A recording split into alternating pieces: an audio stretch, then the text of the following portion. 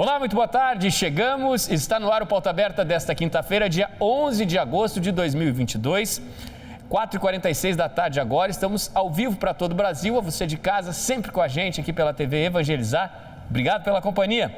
E vamos juntos então, a partir de agora, com os nossos destaques do jornal de hoje. A Petrobras anuncia nova queda no preço do diesel que sai das distribuidoras. O recuo será de 22 centavos por litro, o que corresponde a 4,07% de acordo com a estatal. Desde a semana passada é a segunda queda seguida anunciada no preço do diesel e um alívio a mais no bolso do consumidor. O Brasil deve produzir safra recorde em 2022. A estimativa aponta 263,4 milhões de toneladas, 4% a mais na comparação com o total produzido no ano passado. O ciclone extratropical que causou estragos e deixou desabrigados no sul do país chega ao Rio de Janeiro, com ventos fortes acima dos 100 km por hora e que leva perigo principalmente às áreas costeiras. O aquecimento no Ártico avança de forma assustadora, muito acima do aquecimento em outros pontos do planeta. E o alerta da comunidade científica, a partir de estudos, já destaca os riscos a comunidades locais e principalmente a vida selvagem na região.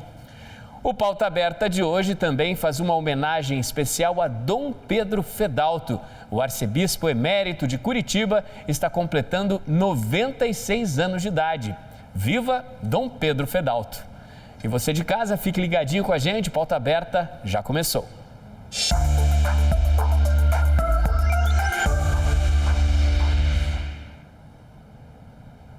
Alívio no bolso do consumidor brasileiro. A Petrobras anunciou nesta quinta-feira que o diesel vai ficar mais barato, pouco acima dos 4%. A partir de amanhã, sexta-feira, é o segundo recuo no preço do combustível em 2 semanas. A partir de amanhã, o preço do litro do diesel vendido às distribuidoras vai ficar 4,07% mais barato, mas os valores dos outros combustíveis continuam os mesmos. O litro do diesel vai ser comercializado a R$ 5,19, o que representa a redução de 22 centavos por litro. A Petrobras afirma que essa redução acompanha a evolução dos preços de referência e segue os valores do mercado global, mas sem o repasse para os preços internos das oscilações referentes às cotações internacionais e taxas de câmbio. Levando em conta a mistura obrigatória de 90% do diesel e 10% de biodiesel para a composição do diesel comercializado nos postos, a parcela da Petrobras no preço ao consumidor vai passar de R$ 4,87 em média para R$ 4,67 a cada litro vendido na bomba, de acordo com a estatal. É a segunda queda consecutiva no preço do diesel, após uma trajetória de alta que vinha desde julho de 2021. Na semana passada, o valor do litro do combustível foi reduzido em 3,57%. Com isso, apesar das duas quedas seguidas, o preço do diesel vendido às distribuidoras ainda é 55,39% maior do que o praticado no final do ano passado. O diesel está entre os itens que mais pressionam a inflação brasileira. Dados do IPCA divulgados esta semana mostram que o acumulado em 12 meses até julho, o preço do combustível para os consumidores aumentou em 61,98%. E de olho na qualidade do combustível vendido nos postos e em outras possíveis irregularidades que possam prejudicar o consumidor, uma operação coordenada pelo Ministério da Justiça, que deve se estender ao menos até amanhã, está percorrendo postos do Distrito Federal e de Goiás.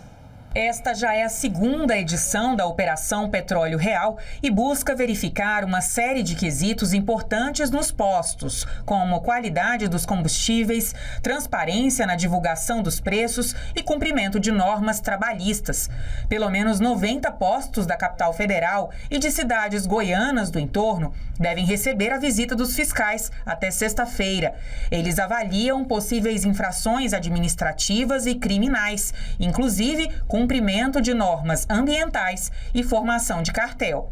A iniciativa será expandida para outros estados. A população também pode denunciar caso o posto não esteja cumprindo com as determinações de transparência na divulgação dos preços ao consumidor. A comunicação é realizada pela internet por meio do link denúncia-combustível.mj.gov.br. registrada a segunda alta seguida no mês de junho e fechou o trimestre no azul, de acordo com dados divulgados hoje pelo IBGE. Quando comparado a junho de 2021, o avanço foi de 6,3%.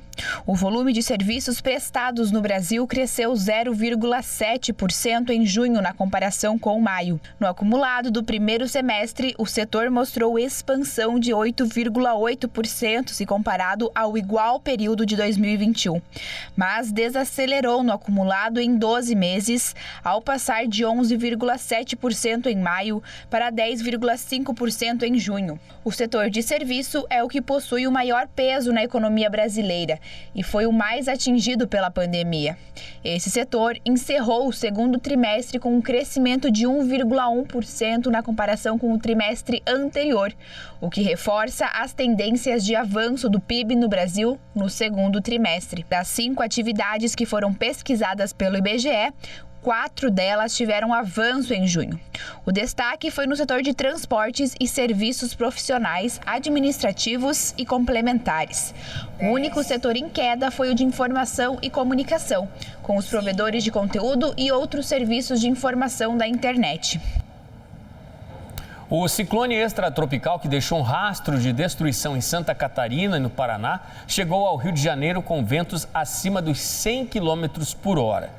Em Santa Catarina, algumas cidades registraram em apenas 24 horas mais chuva do que a média esperada para todo o mês de agosto.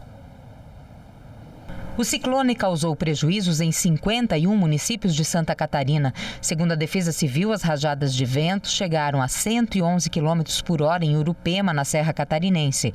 Até ontem, 29 pessoas ficaram desalojadas e 23 desabrigadas.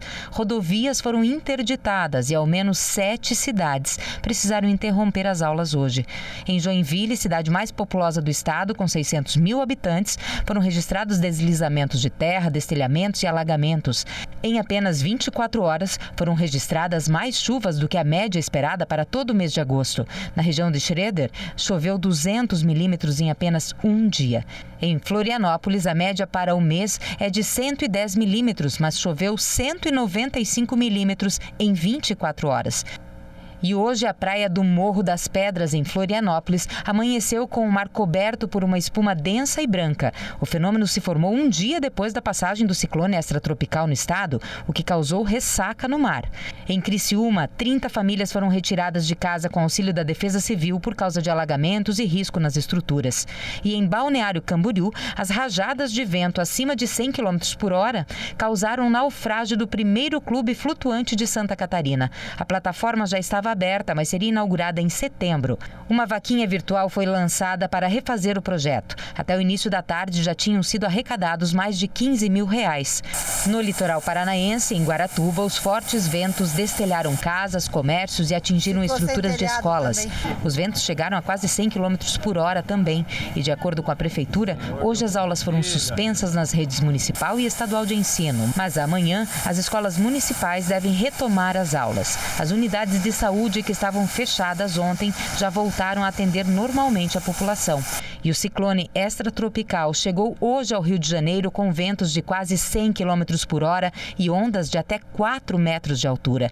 De acordo com o Centro de Operações, a força do vento derrubou 20 árvores nas últimas 12 horas e a ventania também provocou uma forte ressaca no mar hoje de manhã.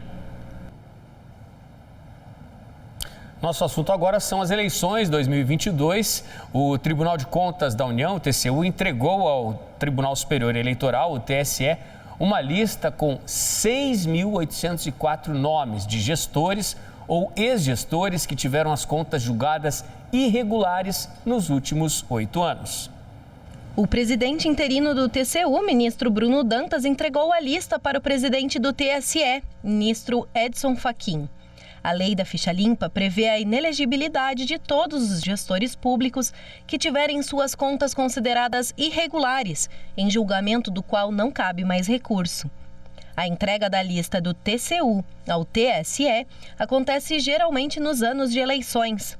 A tabela auxilia no trabalho da Justiça Eleitoral, que é responsável por conferir se os candidatos estão ou não aptos para disputar as eleições. A lista com todos os nomes está disponível no site do TCU, na aba Lista Eleitoral.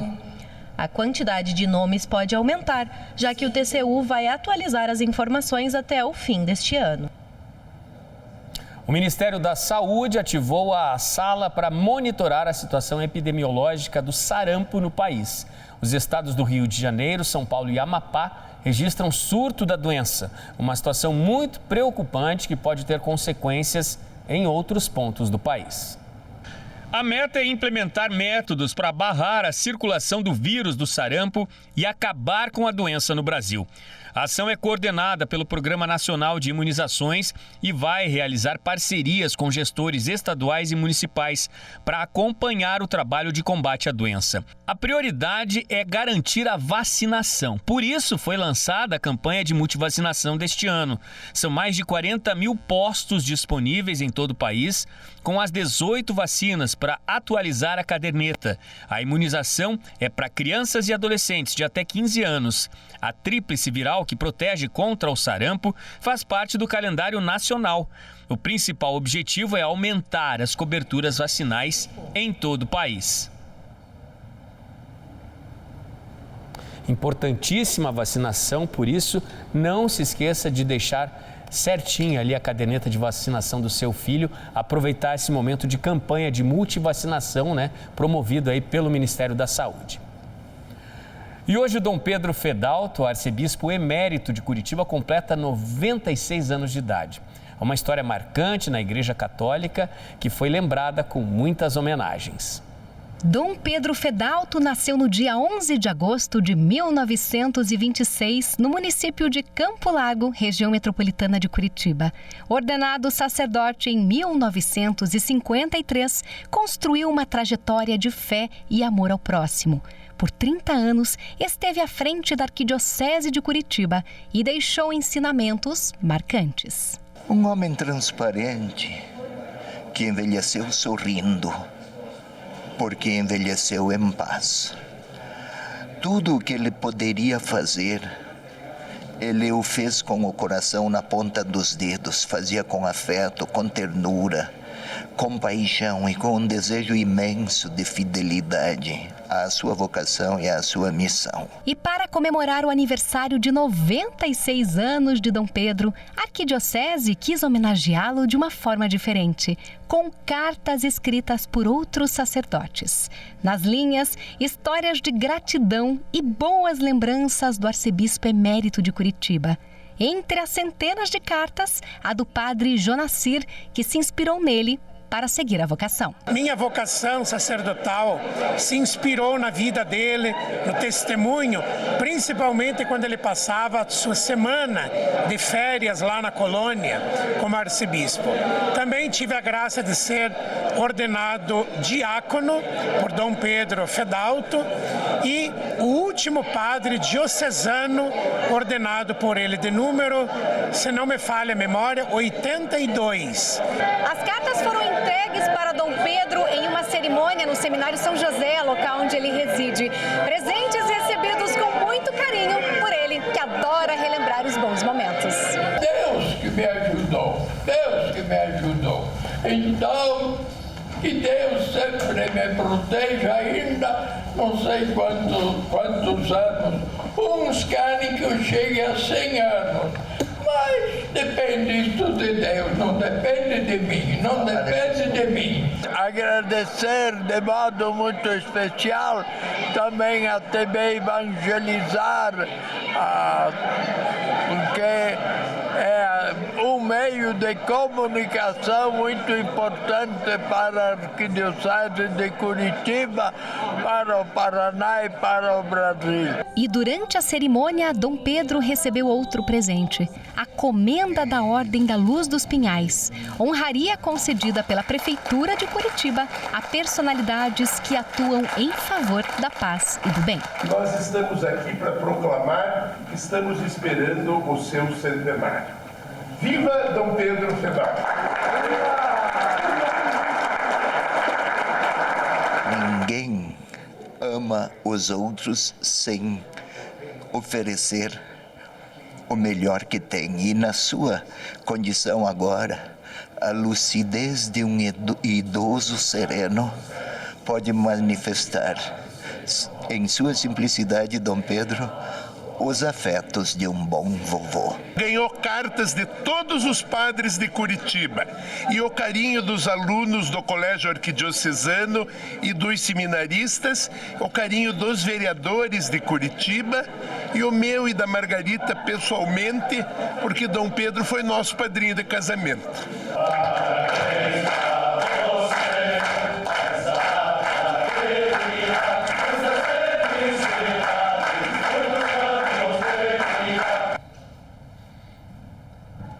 Viva Dom Pedro Fedalto, homenagens justíssimas, né, ao arcebispo emérito de Curitiba. São 96 anos de idade que ele está completando, uma vida inteira de devoção à comunidade, né, de dedicação à Igreja Católica, principalmente na região de Curitiba.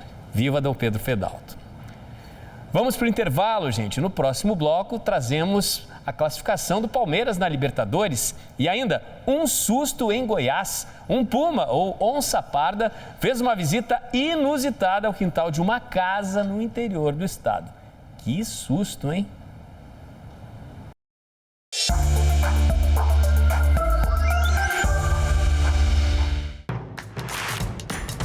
Não perca mais nenhum vídeo da TV Evangelizar. Inscreva-se agora.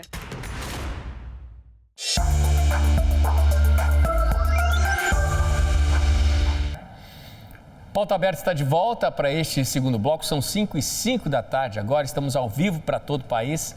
A você de casa, muito obrigado pelo carinho da sua companhia. Vamos falar da produção agrícola no país, né? A previsão da safra para este ano de 2022 indica que o Brasil deve produzir 263,4 milhões de toneladas, 10,2 milhões de toneladas a mais do que a produção registrada no ano passado. É recorde à vista e, claro, olhar de muito otimista para os resultados no setor. A alta deve ser de 4% na comparação com tudo que foi produzido no ano passado. Isso de acordo com as análises e levantamentos feitos pelo IBGE. A estimativa fechada ao fim do mês de julho para a safra 2022 aumentou 0,8% na comparação com os números divulgados em junho. Foi um ajuste para o alto. A colheita da safra atual será feita numa área totalizada de 73 milhões de hectares, o que corresponde a uma área 6,4% maior do que a que foi colhida na safra passada. 4 milhões e 400 mil hectares a mais na comparação com 2021. Notícias internacionais agora. O Conselho de Segurança da ONU discute hoje uma situação alarmante na Ucrânia. Os confrontos, os ataques da Rússia que voltaram a ocorrer muito perto da usina nuclear de Zaporizhia, que é a maior da Europa. A Ucrânia fez novas denúncias sobre esta ameaça nuclear que pode ter consequências em todo o planeta. A Ucrânia voltou a denunciar os bombardeios russos na linha de frente, inclusive perto da usina nuclear de Zaporizhia, a maior da Europa. A situação preocupante será discutida nesta quinta-feira pelo Conselho de Segurança da ONU. A Rússia pode provocar a maior emergência de radiação da história na estação nuclear de Zaporizhia, e as consequências atuais podem ser ainda mais catastróficas do que em Chernobyl. A pedido da Rússia, o Conselho de Segurança da ONU vai examinar a situação na usina de Zaporizhia, ocupada por suas tropas desde março. Rússia e Ucrânia trocaram acusações de bombardeios contra áreas perto da usina na semana passada. Não foi possível verificar as alegações com fontes independentes. A Agência Internacional de Energia Atômica vai detalhar em um relatório como os bombardeios na semana passada violaram praticamente todos os 7 pilares indispensáveis da segurança nuclear.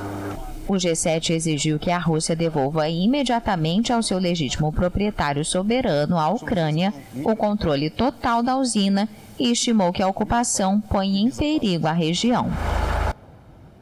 O aquecimento do planeta está ocorrendo de forma mais intensa e acelerada no Ártico.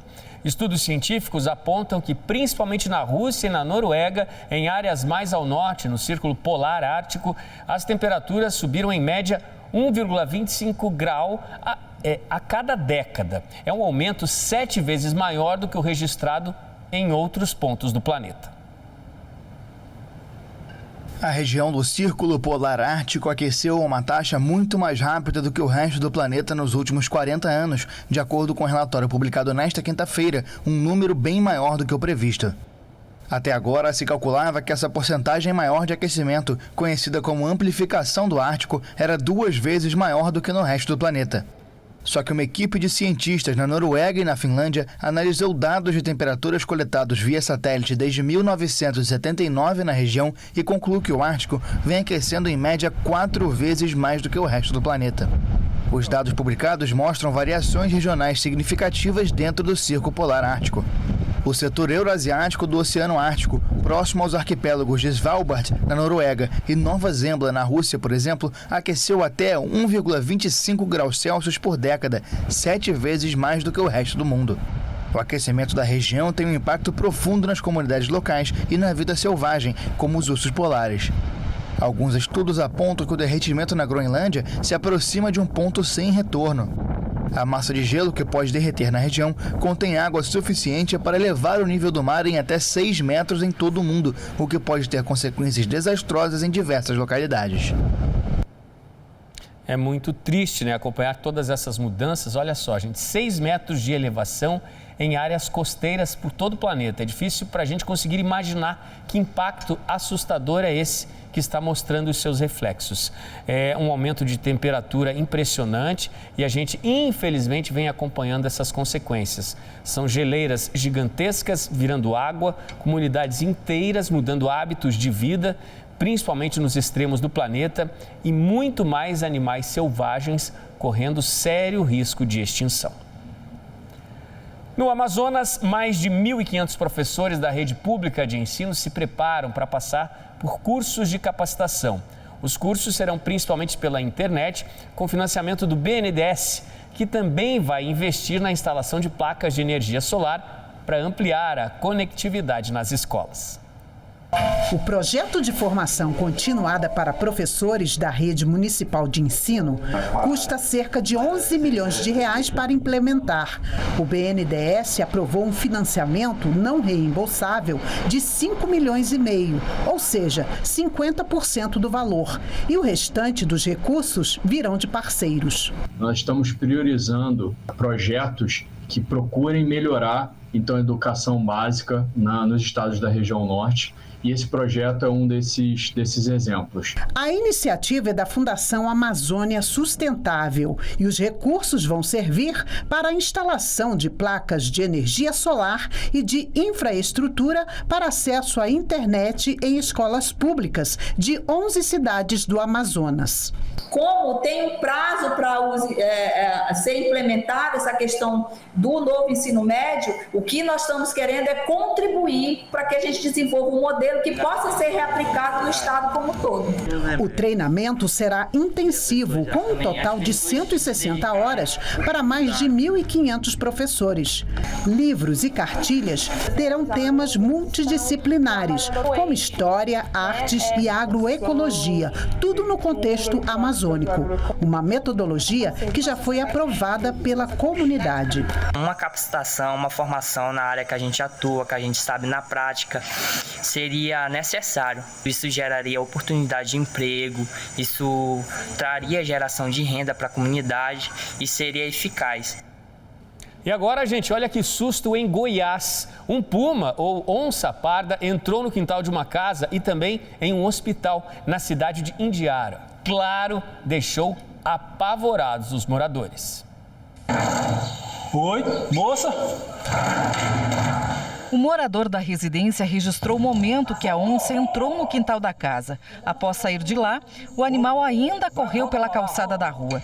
Os agentes do IBAMA e o Corpo de Bombeiros foram acionados para fazer o resgate do animal com o uso de dardos com anestésico. Os bombeiros suspeitam que o animal fugiu das queimadas ou estava à procura de alimentos. Que susto, hein?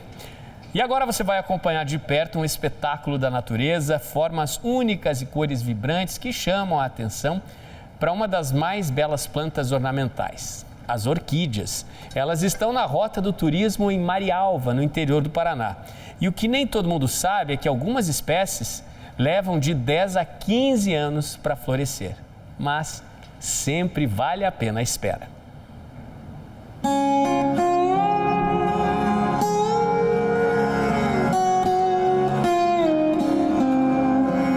Elas chamam a atenção onde quer que estejam, seja em vasos, decorando um ambiente ou em um jardim.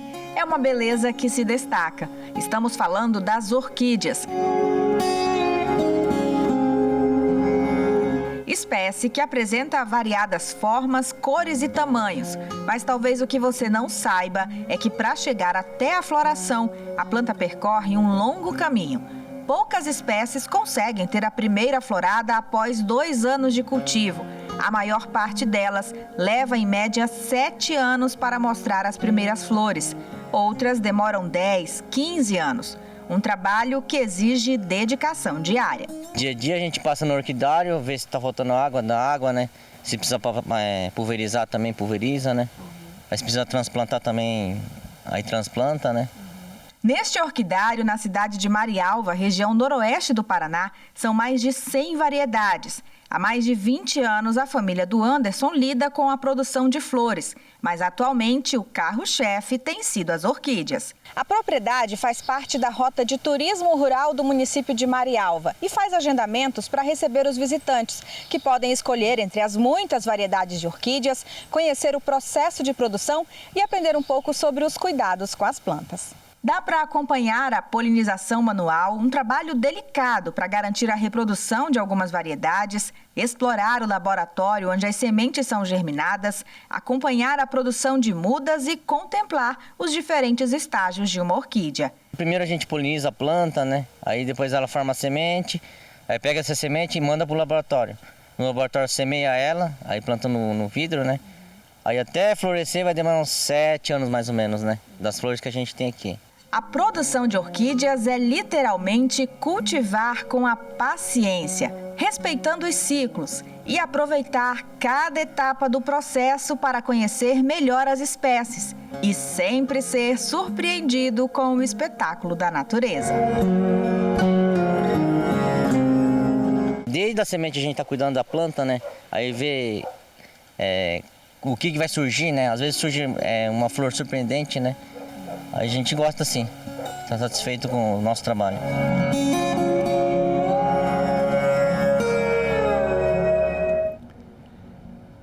Lindas, né? As orquídeas tão exuberantes, de cores fortes, sempre a nos surpreender. E hoje aqui a gente se despede. Muito obrigado pela sua companhia. Amanhã tem mais Pauta Aberta à tarde aqui na TV Evangelizar. Eu vou estar esperando você. Tchau, tchau. Ótimo finzinho de tarde.